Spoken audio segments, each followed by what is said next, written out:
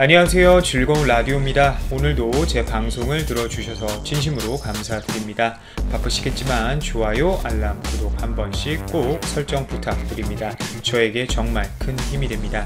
자, 오늘의 주제, 홍콩이 현재 한국 삼성전자 뿐이라며 급히 찾는 상황, 홍콩 한국 불매운동 보고 애플 불매운동 시작이란 주제로 여러분들과 한번 이야기를 나눠보도록 하겠습니다.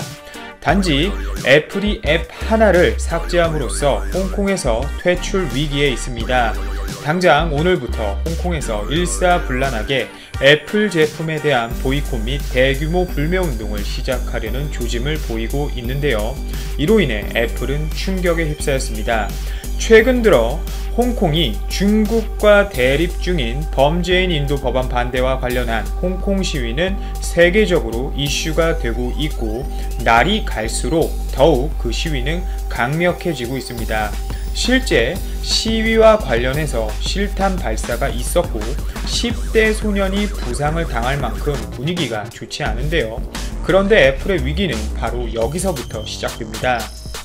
홍콩 사람들은 애플 스마트폰을 사랑하기로 유명합니다. 그런데 시위에 참여하는 도중 애플 아이폰을 이용하던 사람들은 애플이 제공 중이었던 홍콩 맵 라이브라는 앱을 갑자기 이용할 수가 없게 되었습니다. 바로 애플이 해당 앱을 삭제했기 때문인데요.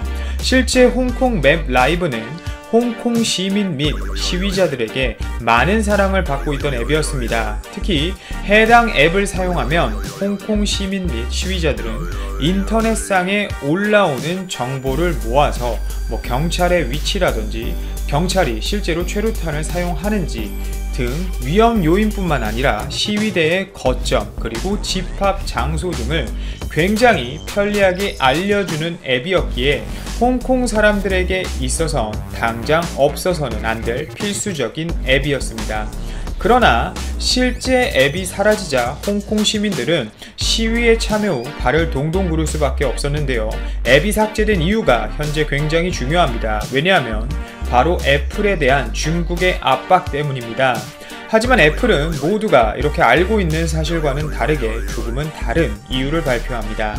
해당 홍콩 맵 라이브라는 앱이 범죄자들이 해당 앱을 법이 적용되지 않는 지역에서 은밀하게 사용해 거주민들을 괴롭히거나 해당 앱을 사용해 시위대를 진압하는 경찰을 표적으로 삼고 잠복해 있다가 습격하는 데 쓰인다고 발표를 해버린 것입니다. 실제 이 발표로 인해 중국뿐만 아니라 애플 또한 중국과 같은 편이 아니냐는 이야기와 함께 홍콩 시민들은 굉장히 큰 분노에 휩싸였습니다. 홍콩 내에서의 애플의 이중적인 모습은 이뿐만이 아닙니다. 사실 애플은 애초부터 이달 초 홍콩 맵 라이브라는 앱의 판매 승인을 하지 않았었습니다. 하지만 갑자기 4일 뜬금없이 기존의 결정을 번복하고 해당 앱을 앱스토어에 공개했는데요. 하지만 공개하자마자 중국 관영 언론인 황구시보가 애플이 해당 앱을 앱스토어에 공개한 것을 직설적으로 비판하자마자 애플은 바로 꼬리를 내린 겁니다. 실제 황구시보에서 홍콩 깡패들은 어떻게 안녕하신가? 라는 제목으로 굉장히 비꼬는 듯한 어투와 함께 애플이 제공하는 앱 때문에 중국이 현재 굉장히 어려운 상황이다. 미국의 애플이 현재 홍콩을 도와주는 꼴, 이란 표현을 해버립니다. 이 표현이 나오자마자 애플의 태도는 돌변하게 된 거죠. 결국 애플은 홍콩과 중국이란 선택지에 있어서 한쪽을 선택한 것이 아닌 두 번이나 입장을 번복한 셈이 되는 겁니다. 이렇게 애플이 박쥐 같은 행동을 하는 이유는 단 하나입니다. 바로 애플이 중국 시장에 대한 의존도가 너무 높을 뿐만 아니라 최근 중국 내에서 애플의 점유율은 급락하고 있기 때문인데요. 이뿐만이 아닙니다. 애플 제품의 많은 부품들이 실제 중국과 협력해서 생산하고 있는 것도 애플에게 있어선 중국과 멀어질 수 없는 이유입니다. 특히 미중 무역 전쟁으로 인해 미국과 중국의 관계가 한국과 일본의 관계만큼 나빠지고 있고, 중국 내부에서는 아예 자국 스마트폰을 사용할 수 있도록 보조금을 지급할 뿐만 아니라 실제 중국 정부기관에서는 아이폰을 쓸 경우 벌점이 가해져 진급 누락 등의 페널티를 주고 있을 정도로 애플 아이폰을 대놓고 사용하지 말라고 하는 판입니다. 결국 중국을 선택한 애플은 홍콩 내에서뿐만 아니라 미국 내에서도 현재 굉장히 화제가 되고 있습니다. 특히 최근 NBA 당장이 홍콩과 중국의 대립에 있어 홍콩 시위를 적극 지지한다는 발언을 공개적으로 했다가 NBA 보이콧이라는 중국의 초강수에 꼬리를 내리는 모습을 보여 미국 국민들은 자존심에 상처를 입은 상황인데요. 글로벌 스마트폰 순위권 기업인 애플마저 중국의 저런 파렴치한 행태에 굴복했다며 미국 네티즌들 또한 굉장히 분노하고 있습니다.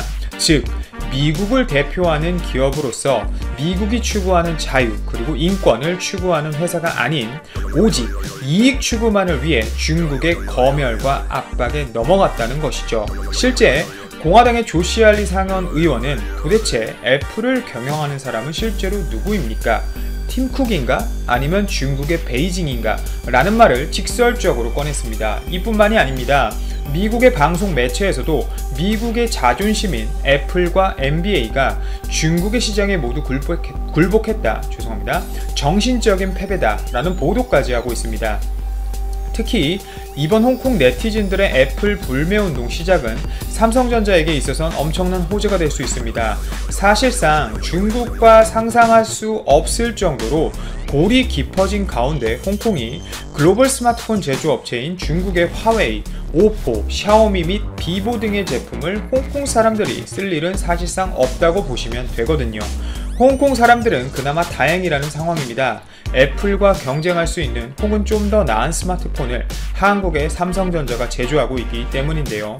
따라서 홍콩 내에서의 애플 보이콧 움직임이 더욱 심해진다면 사실상 애플과 관련된 모든 반사 이익이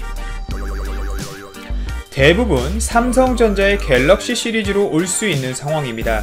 애플이 자유 그리고 인권을 선택하지 않았고 결국 중국의 검열과 압박에 넘어가서 개인적으로 안타깝기는 하지만 또 애플의 이런 선택에 우리나라 기업들에게 있어서 충분히 호재로 다가올 수 있기 때문에 어떻게 앞으로 분위기가 흘러갈지는 조금은 더 지켜봐야 할 것 같습니다.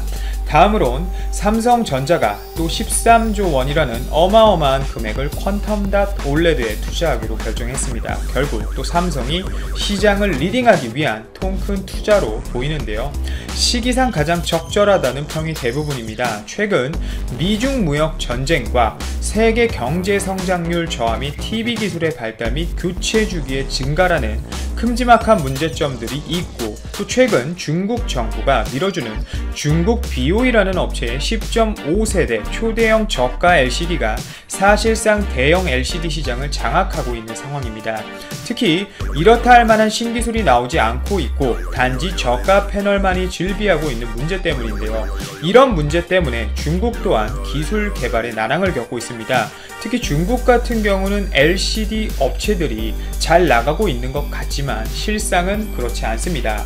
10.5세대 초대형 LCD 라인을 증축해서 중국 업체들은 높은 수율로 LCD를 뽑아내고 있는 것이 팩트입니다. 따라서 한 번에 생산할 수 있는 LCD 양이 많아지면서 LCD의 가격 하락으로 이어지기 때문에 오히려 LCD를 중국이 많이 생산하면 생산할수록 손해를 보는 구조로 다가오고 있는 상황입니다.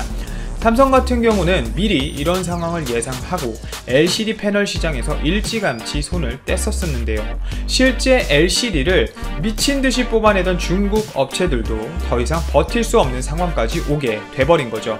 결국 최근 들어 LCD 수익성 악화 및 한계로 중국 정부에서는 LCD 생산 회사들을 통폐합하고 있을 정도로 그 문제는 현재 중국 내부에서 심각합니다. 또한 BOE도 LCD 수익성 악화로 생산량을 조절하는 상황까지 왔습니다.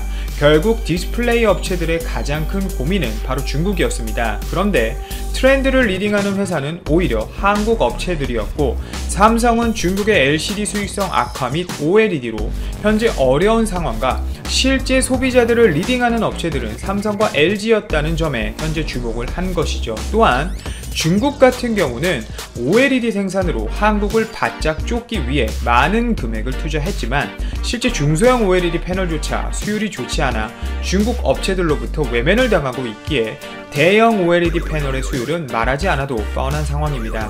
결국 정리하자면 이번 13조 규모의 퀀텀.닷 OLED 디스플레이 생산 투자 결정은 LCD 수익성 악화에서 벗어나고 있지 못한 중국을 쉽게 선제적으로 대응하고 시장을 앞으로 리딩할 기술을 바탕으로, 즉 다른 나라들이 하고 싶어도 할 수 없는, 당분간은 넘볼 수 없는 기술을 바탕으로 대형 TV 시장을 다시 한번 재편하겠다는 강력한 삼성의 의지입니다.